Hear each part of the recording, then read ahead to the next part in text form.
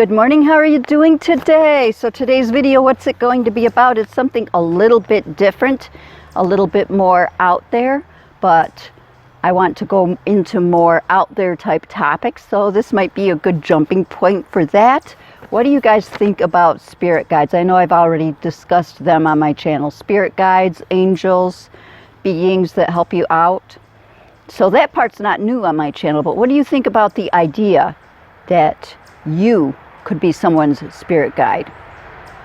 Or that someone, a perfect totally stranger that has no connection, no known connection to you, could suddenly jump into your life as your spirit guide today.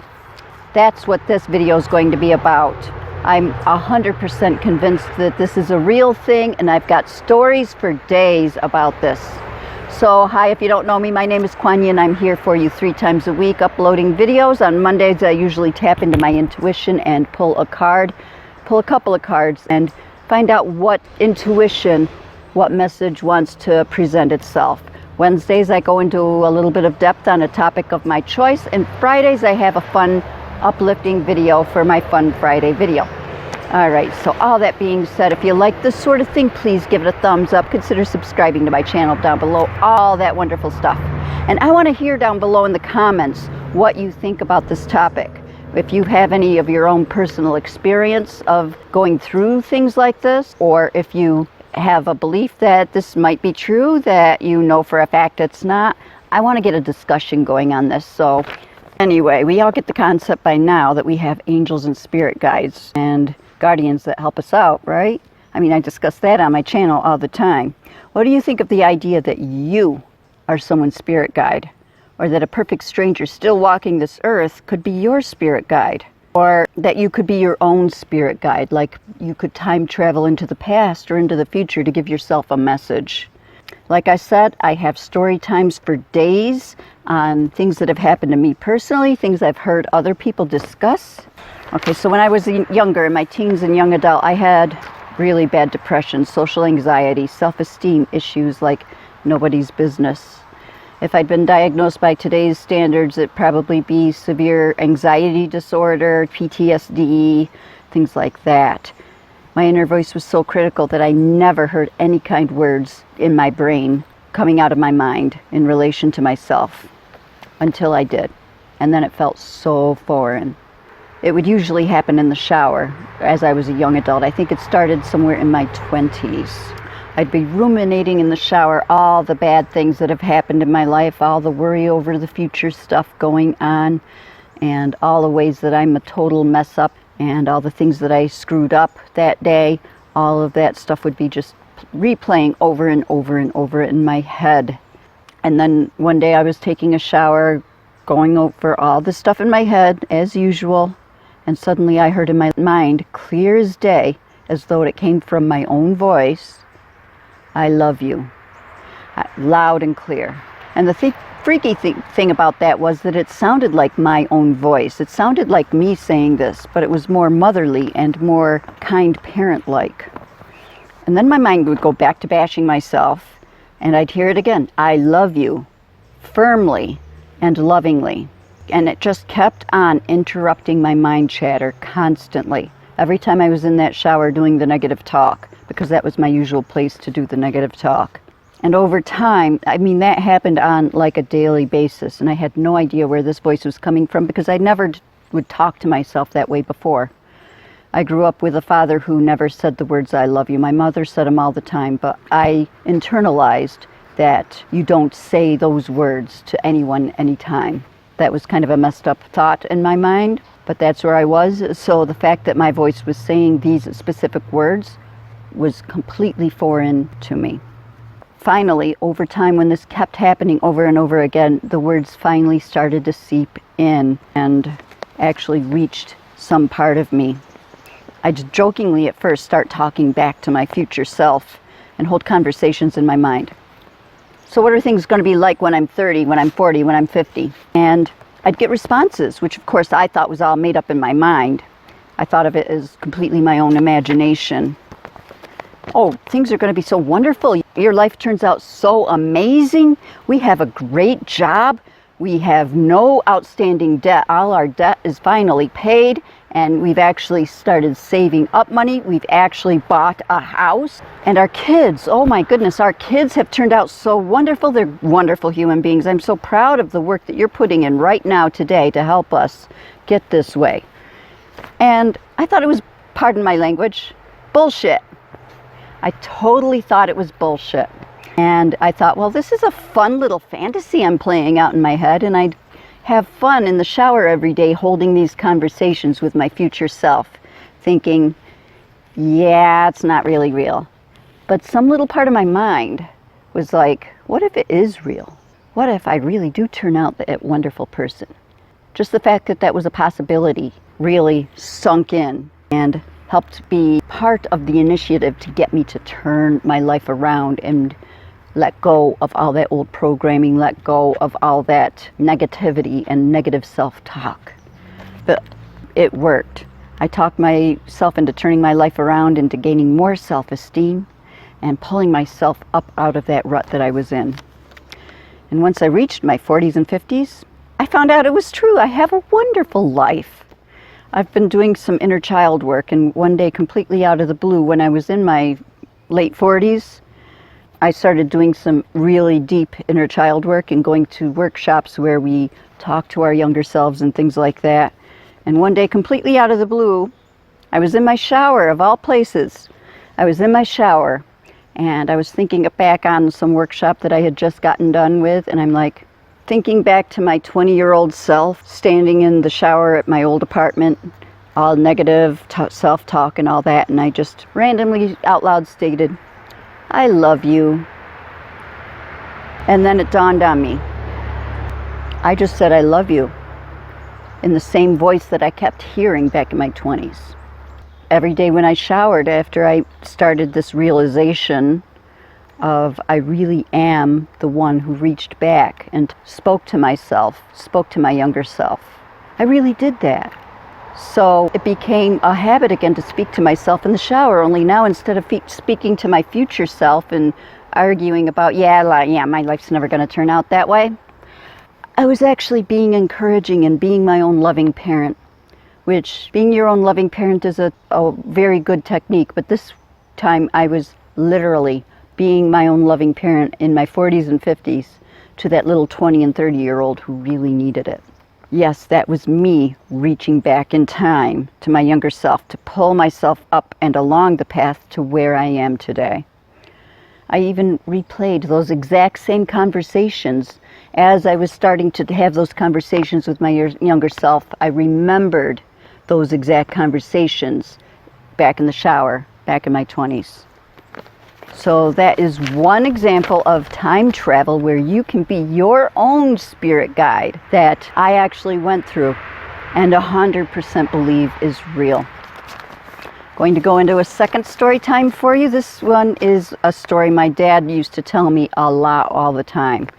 Okay, so my dad was a correctional officer, and sometimes he'd be on assignment in a facility that was an hour or an hour and a half drive away from our house. So one time he was having to go to work daily to this one place where it was a windy, twisty back road with a lot of curves and a lot of hills, and one side was a steep mountain and the other side was a sharp cliff, and there was no guardrail.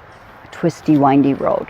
And he traveled that road so much he memorized it like the back of his hand. He was able to drive that with no problem over time because he drove it so much. And that road had a very scary section of it that was a sharp curve with the cliff on one side and the downward cliff on the other side, and no lights on the road, and like I said, no guardrail. So Dad described that one night he fell asleep, and as he was waking up in the middle of a dream, he stayed in that half-sleep state, in a dreamlike state, and suddenly, like that, was sitting in the passenger side of a car. And it was just as though he was sitting right there. It was very realistic, and he recognized the road in front of him. He was a little bit ways away from that really sharp corner that was really scary. And he saw that the driver was some man in a business suit with his white knuckles on the steering wheel. He looked around. It was nighttime. It was pitch black dark, and it was stormy that night too. So the road was slippery, and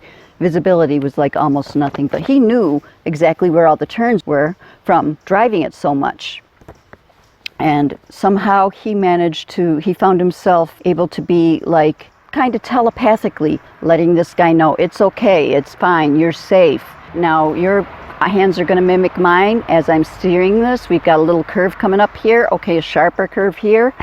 And he made all those twists and turns with the driver, who found himself driving himself down the road safely. And then once the dangerous parts were done, Dad woke up and was wide awake, sitting in bed thinking, wow, that was real. And my dad swore until the day he died, up and down, left and right, that that was real, that that really happened, that he jumped into the passenger side of a car just as someone was trying to navigate that road. And it was a stormy, dark night that night. He woke up safe in his bed to thunder outside and all of that. So it felt so real to him. He knew that that was real. There was no doubt in his mind. So that's story number 2, where a perfect stranger can suddenly just jump, astral travel in your dreams perhaps, to a place where you're needed, where you can do some help. And I have another story time for you where that happened to me as well. I was on vacation just last month, and I had pretty much the exact same experience my dad did. Now here's where I'm going to put the trigger warning in, because I'm going to describe a dream that I had that was very realistic, that contained violence, and it contained some brutality in there. So I'm going to put the timestamp down below. I'm also going to put my hand up like this, so you can fast forward through the video, and as long as you see my hand up, you know that you need to keep fast forwarding. When I put my hand down, the trigger part is over and you can resume play. All right. So I was in the middle of a mundane dream and was just starting to wake up from it. I was still half asleep when suddenly I found myself standing in the middle of a protest. Now, I was standing there, but I was invisible to everyone, and I was right at the front lines between the protesters and the police. I was standing there, invisible to everyone, watching this stuff go on, and I watched a peaceful protester get restrained with their hands held behind their back. One officer was standing behind the protester, holding the arms and holding the person in place so that they couldn't move. And I saw a second officer come up with a can of pepper spray that he'd been spraying people with and aim it directly into the face of the protester, who didn't have his arms to block it, couldn't move to be able to get out of the way. And the officer sprayed that pepper spray directly into the face for a long period of time until his canister was emptied. But I knew that that was going to be happening when I jumped into the scene. And I looked the guy right in the eyes, who wasn't looking back at me. He was busy with his own concerns. But I looked him right in the eyes and I became his lungs. And I knew I was still safe in a safe place with clean air, and I took a deep breath in. And I exhaled slowly, very slowly, but I exhaled slowly so that when the mace hit his face, because I was breathing for him, he was not inhaling any of the mace or the pepper spray, whatever you want to call it. And I was able to keep exhaling slowly and slowly and slowly until the canister that the police had was emptied. And the guy's eyes and face was still affected by the mace. And I'm having a hard time myself because I'm still getting triggered remembering the dream. But I remember saying, I am so sorry that I couldn't mitigate all of the pain and suffering from this for you. And I heard a little voice saying, what you did was wonderful, and it was enough to keep him from serious harm by inhaling it. And the moment that the scene was over, just like my dad, just like a snap, I was wide awake, and I sat straight up in bed, wide awake, my heart racing, remembering this scene. The whole thing felt so real. All right, trigger part is done.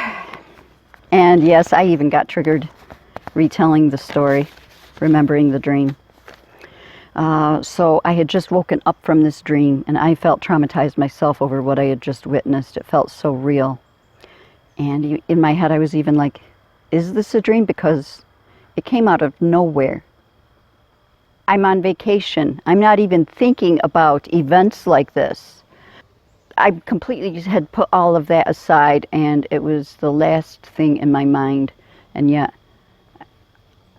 in the middle of a benign, regular, everyday dream, suddenly I jumped into this scene.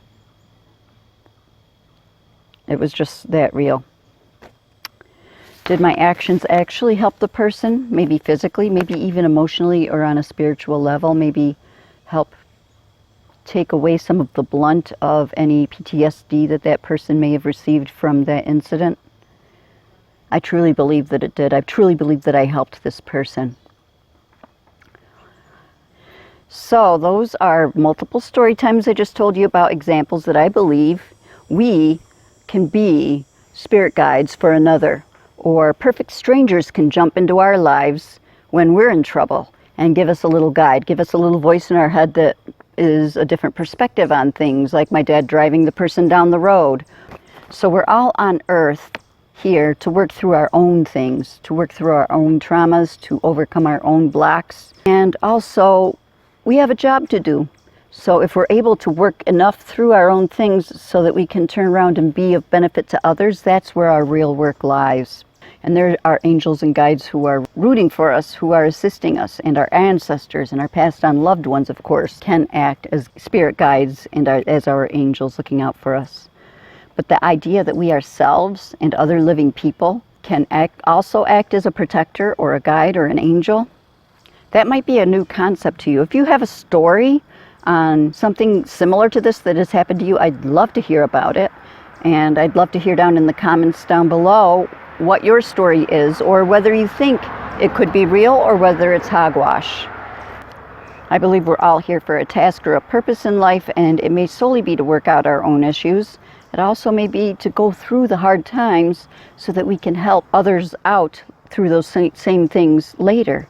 You know, such as the recovering drug addict who becomes a peer support person to help others escape addiction, or the abused child who becomes an advocate against abuse and helps others escape systems of abuse. And our task in life could also be that we work while we dream, and we can go into other planes of existence in our dreams to work things out. You know, we ask our subconscious a question right before bed, and when you wake up in the morning, perhaps you have a clearer mind and you're able to have that solution right on the tip of your tongue. We might work on things in our dream state, go to other realms to work out our issues and answer those subconscious questions and things like that. But we could also astral project into the future, into the past, or into the present in order to jump into someone's life who needs it. Like, we know that twisty, windy road like the back of our hands, and someone is driving alone at night in a storm, unfamiliar with the road, scared to death, and we help them out. Or help ourselves up out of things like when I was younger and my self-esteem was literally in the toilet, and I had that sense that I was actually coming back to myself from the future, giving myself that encouragement and letting myself know that it's all going to work out okay. So why not? We are not our bodies. We are a spiritual being, so why doesn't it make sense to be that spiritual being and being able to go to another human and help them out like that? Anyway, that's all I've got for you today. I think that's a lot, though. And if you like it, please like it. And if you haven't yet, I remind you to subscribe to my channel, and hitting that notification bell lets you know when I upload all that wonderful stuff. And I really do want to hear your story times in the comments down below. And I hope that you all have an amazing and wonderful day. I love you guys so very, very much. I'll see you in my next video. Namaste. Conscious a question right before bed. I don't know if you heard that. A crow just cawed.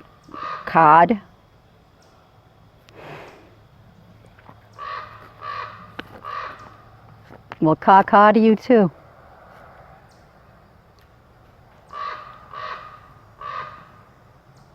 and I completely forgot the train I was on.